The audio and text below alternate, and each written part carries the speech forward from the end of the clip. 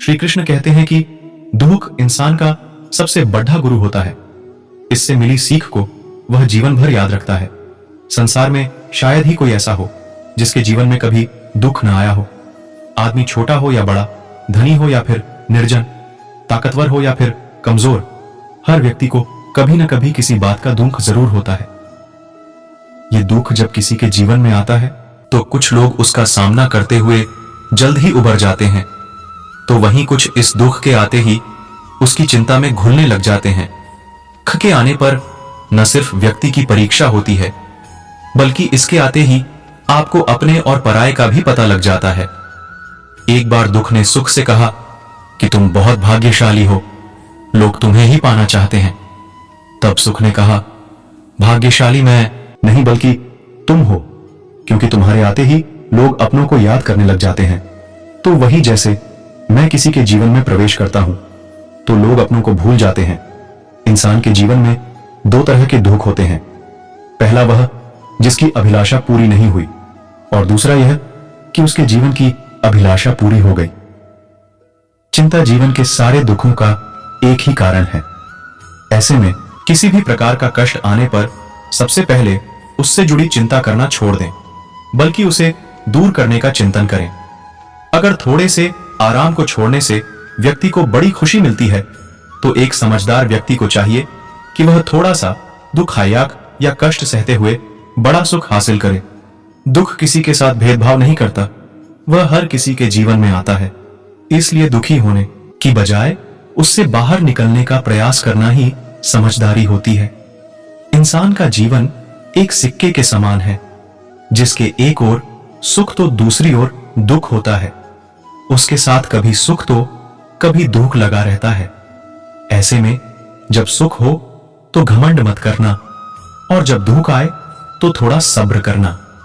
एक बार की बात है, एक लड़का था, उसका नाम सबल था, जो नगर में रहता था। वह अपने जीवन से बहुत निराश था। उनकी निराशा का कारण यह था कि वह अब तक अपने जीवन में कुछ नहीं कर रहा था। उसके माता पिता उसे ताने मारते थे कि आपके सभी मित्र कुछ ना कुछ कर रहे हैं, लेकिन आप अभी भी घर बैठे हैं। दोस्तों के बीच भी अक्सर उनका मजाक उड़ाया जाता था। वह कहीं जाता, लोग उससे पूछते कि आप क्या कर रहे हैं। उसे यह बताने में भी शर्म आ रही थी। वह कुछ नहीं कर रहा था। धीरे धीरे उसने रिश्तेदारों से मिलना जुलना कम कर दिया और लोगों से मिलना भी बंद कर दिया। वह ज्यादातर समय घर पर ही रहता है। वह अकेला रोता है और भगवान को कोसता है और अपनी किस्मत को दोष देता है।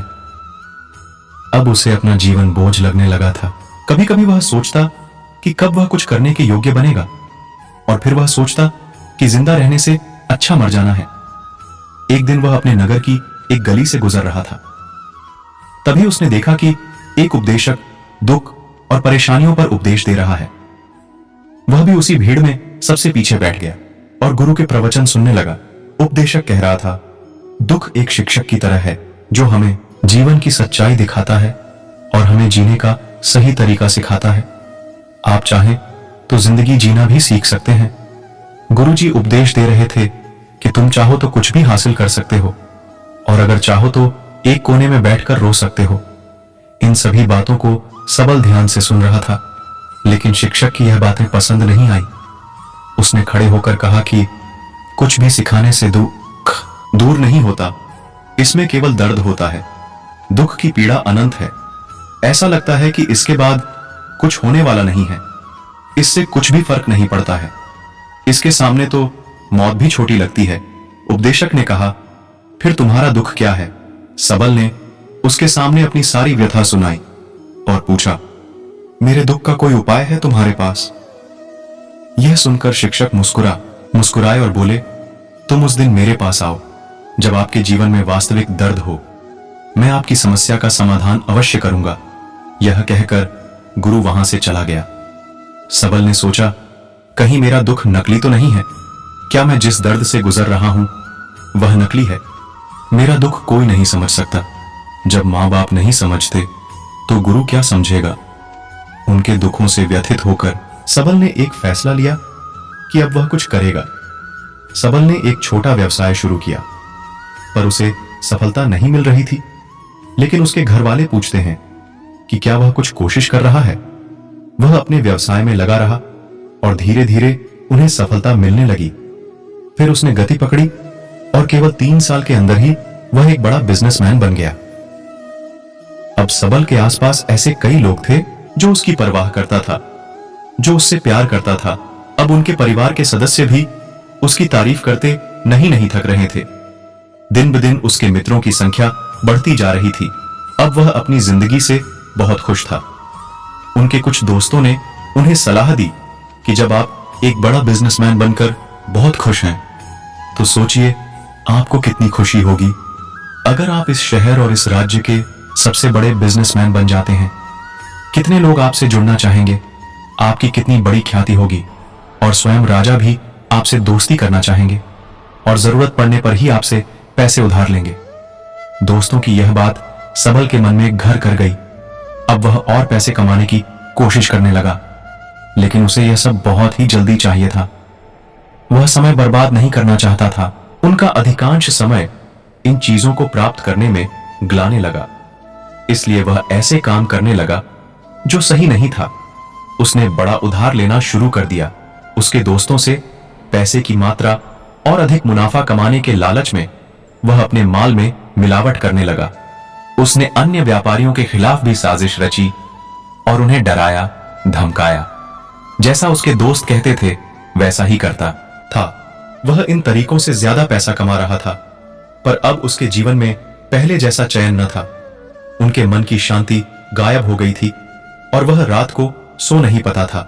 वह हंगामे में रहता था। वह सब कुछ पाकर भी उन्हें किसी चीज में सुख नहीं मिल रहा था। एक दिन सबल अपनी गाड़ी में कहीं जा रहा था।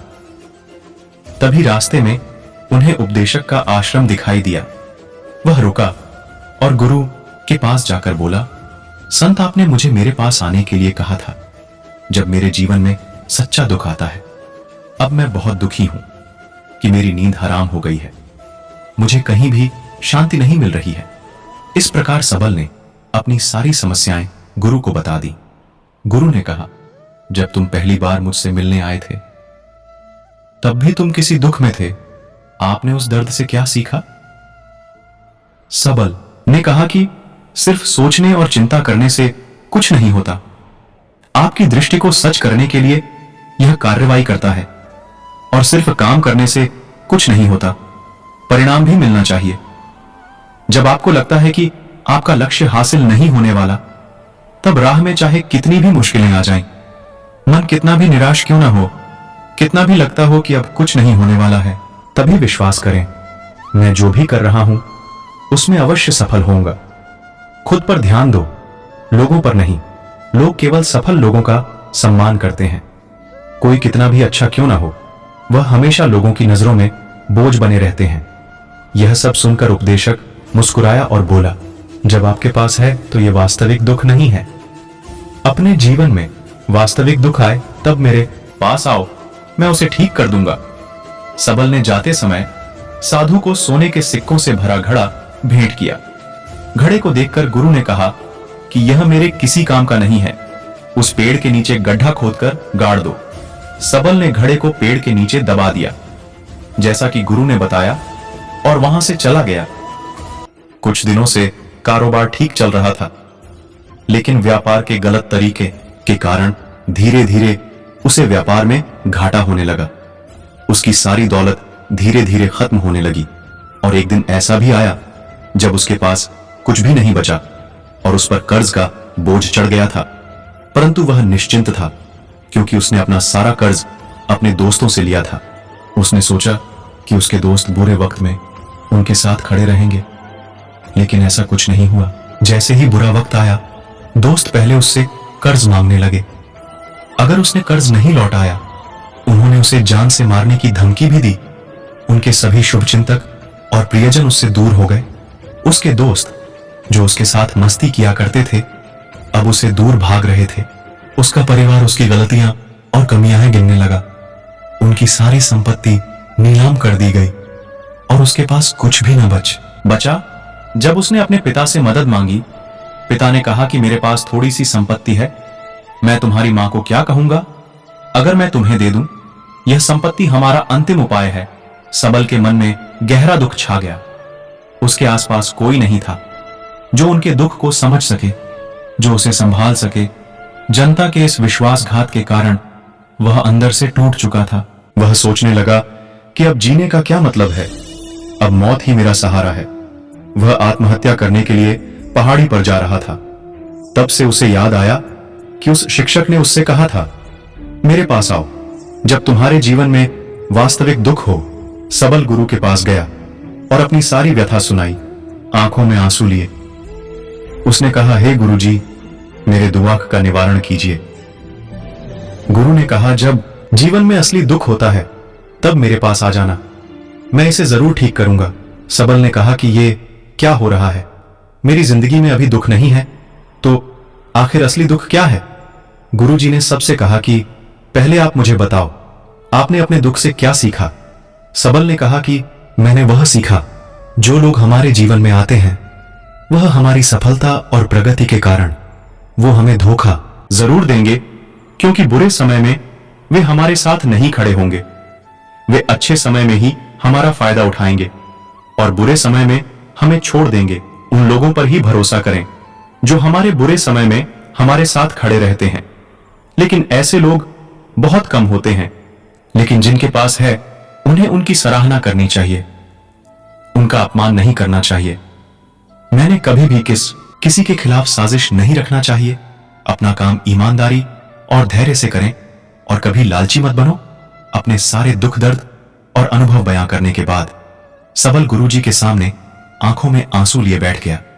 कुछ देर बाद साधु उठे और पेड़ के नीचे एक गड्ढा खोदा और घड़ा निकाल लिया जो सोने के सिक्कों से भरा हुआ था। उसने सबल को देकर कहा, मेरे पास आओ जब तुम्हारे जीवन में वास्तविक दुख हो। सबल ने अपने शिक्षक को धन्यवाद दिया और उसे प्रणाम करके चला गया। उस पैसे से उन्होंने एक छोटा सा व्यवसाय शुरू किया। अब वह छोटा व्यापारी बनकर भी खुश हैं। उन्होंने पूरी लगन और ईमानदारी से कारोबार किया। जल्द ही वह अपने शहर का एक बड़ा व्यापारी बन गया। उनका जीवन सुख सुविधाओं से भरा हुआ था। लेकिन कोई कितना भी अच्छा क्यों ना हो, लेकिन जीवन में दुख आता है तो सबल के जीवन में भी दुख आते थे। अपने माता पिता की मृत्यु के रूप में वे दोनों एक ही दिन मर गए। सबल अपने माता पिता से बहुत प्यार करता था, इसलिए उनके निधन से उन्हें गहरा सदमा लगा। वह शवों को ले गया, दोनों को श्मशान घाट ले गया, जहां अंतिम संस्कार किया गया। वहां उसने अपने माता पिता का शव जलता हुआ देखा तो उनका मन बेचैन हो उठा। उसके मन में कई सवाल उठने लगे। वह घर वापस आ गया, इसलिए उसने अपने माता पिता के घर और संपत्ति को देखा, जिसके लिए उनके पिता हमेशा लड़ते रहे, आज जो छूटा पड़ा है। जिन्होंने इसकी देखभाल की, इसके लिए लड़ने वाले इस दुनिया से चले गए। उसके पिता ने जो कुछ कमाया वह सब यहीं रह गया। एक दिन पहले तक उसके पिता मारपीट करते थे किसी के साथ उसकी संपत्ति के लिए, आज वो खुद इस दुनिया से चले गए। उसका मन ऐसे अनेक विचारों के बवंडर में था। वह अंदर से अकेला और डरा हुआ महसूस कर रहा था। वह खाली महसूस कर रहा था। उसे लगा कि कुछ है, वह समझ नहीं सका, इसलिए वह गुरु के पास गया। उसे देखकर गुरुजी ने कहा, क्या जीवन में कोई दुख है? सबल ने कहा, वैसे तो जीवन में कोई दुख नहीं है, सब कुछ अच्छा चल रहा है, लेकिन आज मेरे माता पिता का देहांत हो गया है। मैं इस घटना से बेहद दुखी और परेशान हूं। गुरुजी ने कहा, इसमें दुखी होने की क्या बात है? एक दिन सबके अपनों को मरना है। कोई ना कभी जिया है और ना कभी रहेगा। एक दिन तुझे भी मरना है। शायद तुम कल ही मर जाओगे, या आप आज भी मर सकते हो। सबल ने कहा, क्या कह रहे हो गुरु जी? मैं भी मर जाऊंगा, लेकिन मैं अभी जवान हूं।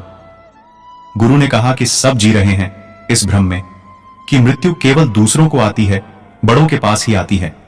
लेकिन जवान और बूढ़े मर जाते हैं, बच्चे मर जाते हैं। मौत का उम्र से कोई लेना देना नहीं है। यह सभी को प्रभावित करता है। मास्टर जी की ये बातें सबल के मन में घर कर गईं और वह चुपचाप चला गया।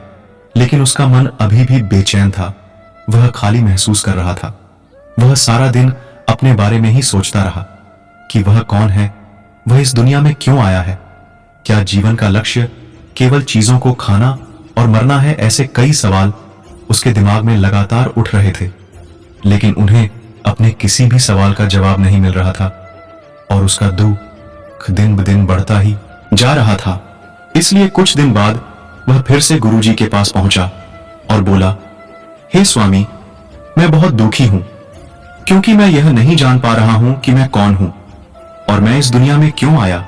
यह सुनकर गुरुजी मुस्कुराए और बोले, आज आपके जीवन में पहली बार सच्चा दुख उत्पन्न हो गया है। यह वास्तव में दुख कहलाने के लायक है। हम नहीं जानते कि हम कौन हैं, हम क्यों आए हैं, क्या करें, कैसे करना है। सबल ने अपने गुरु से कहा कि उसकी दुर्दशा दूर करो। गुरु ने कहा कि हम सभी इंसान हैं, जीवन भर संग्रह करते रहते हैं। सबल ने कहा कि सभी इंसान जीवन भर धन, सम्मान, परिवार, प्रतिष्ठा, मित्र, शत्रु आदि जमा करता है। गुरु ने पूछा, क्या हम एकत्रित की गई चीजों में से कुछ भी अपने साथ ले जा सकते हैं? सबल ने कहा, कोई भी इंसान अपने साथ कुछ भी नहीं ले जा सकता, वह सिर्फ अकेला ही जाता है। मेरे माता पिता भी अपने साथ कुछ भी नहीं लेकर गए। सब कुछ धन, संपत्ति, वैभव, सब कुछ यहां पर छोड़कर गए। शिक्षक ने कहा, अब मेरी बात ध्यान से सुनो। इस संसार में हमें जो संग्रह करना चाहिए वह हम नहीं करते। चीजें हमारे सामने होती हैं, लेकिन हम उन्हें देखने की कोशिश नहीं करते। हमें इस दुनिया में जो कुछ भी इकट्ठा करना है वह हम खुद हैं। हमें खुद को जुटाना होगा ताकि जब हम मरें तो हम एकजुट हो सकें और खुद को पहचानने में सक्षम होने के लिए हम अंदर बंटे हुए हैं। हम प्यार, नफरत, गुस्सा, ईर्ष्या में बंटे हुए हैं। क्रूरता, धन, स्थिति, प्रतिष्ठा, सम्मान, पहचान, धर्म, जाति, सैकड़ों, हजारों ऐसी चीजों और इच्छाओं में हम विभाजित हैं और टुकड़ों में जीवन जी रहे हैं। इस विभाजन के कारण हमारी चेतना कभी एक नहीं हो सकती। हमारी चेतना शक्ति बिखरी हुई है, इसलिए हमारे पास इतना समय नहीं है, इतनी ऊर्जा नहीं कि हम मुड़ सकते हैं और अपने भीतर देख सकते हैं। वास्तव में धन, सम्मान और सुविधाओं का अभाव, लोग इसे दुखोक समझते हैं और जीवन भर के लिए जो दुख कहकर रोते रहते हैं और समाधान खोजने का प्रयास करते रहते हैं, उन्हें अपना समाधान कभी नहीं मिलेगा, क्योंकि जिसे लोग दुख कहते हैं वह वास्तविक दुख नहीं है। यह सिर्फ एक आदमी की इच्छा है, उसकी इच्छा कभी पूरी नहीं होती, इसीलिए व्यक्ति को कभी उनके प्रश्नों का समाधान नहीं मिलता। इसलिए इन सब से परे, यदि आप अपने दुखों का अंतिम समाधान चाहते हैं तो सबसे पहले खुद को समेटो, इस दुनिया से अपनी ऊर्जा वापस ले लो और इकट्ठा करो। अपने आप पर ध्यान केंद्रित करो, स्वयं पर ध्यान दो। अपने मृत्यु से पहले अपने आप को जानने की कोशिश करो, बिखरो मत। सबल ने कहा, तो गुरुजी, क्या हम इस संसार को छोड़ दें? हमारी सभी इच्छाओं को मार देना चाहिए। किसी से प्रेम नहीं करना चाहिए, धन संग्रह नहीं करना चाहिए, सम्मान की आशा छोड़ देनी चाहिए। शिक्षक ने कहा कि भावनाओं और इच्छाओं ऐसे बिखरे हुए मनुष्य में से निकल आओ, जैसे कोई पत्थर पहाड़ से गिरे जिस पर पर्वत का कोई वश नहीं है, सिवाय देखने के परेशान होना और कुछ खोना। वैसे ही बिखरे हुए मनुष्य की इच्छाएं बेकाबू और दर्दनाक हैं। उसका अनियंत्रित मन इच्छा करता रहता है और कल्पना करता रहता है और यह दुख देता है। लेकिन जब एक व्यक्ति अपने मन को एकत्र करता है तो वह जो कुछ भी करता है वह उसके नियंत्रण में होता है। फिर उसकी इच्छा से इच्छाएं भी उत्पन्न होती हैं। सबल ने कहा कि आपने मेरे असली दुख का समाधान कर दिया, का बहुत बहुत धन्यवाद। अब से मैं खुद को समेटने, खुद को तराशने की कोशिश करूंगा। गुरुजी ने कहा कि मानव शरीर में बहुत ऊर्जा और शक्ति है, लेकिन यह फालतू के कामों में बंटा हुआ है, बेकार की बातों में लगा हुआ है। यह एक बहुत ही शक्तिशाली मशीन की तरह है, एक बच्चे के हाथ में रखा जा रहा है और वह बिना सोचे समझे अपनी शक्ति बर्बाद कर रहा है और बिना किसी नियंत्रण के। इसीलिए इस शक्ति पर ध्यान दें, अपनी चेतना, और इसे इकट्ठा करें। सबल को अपने प्रश्नों का उत्तर मिल गया। उसने अपने गुरु का शुक्रिया अदा किया और चुपचाप चला गया। दोस्तों, उम्मीद है आपको यह कहानी पसंद आई होगी। अगर आपको यह कहानी पसंद आई हो तो अपने दोस्तों और परिवार के साथ जरूर शेयर करें। आपका कीमती समय देने के लिए धन्यवाद। जय श्री कृष्ण।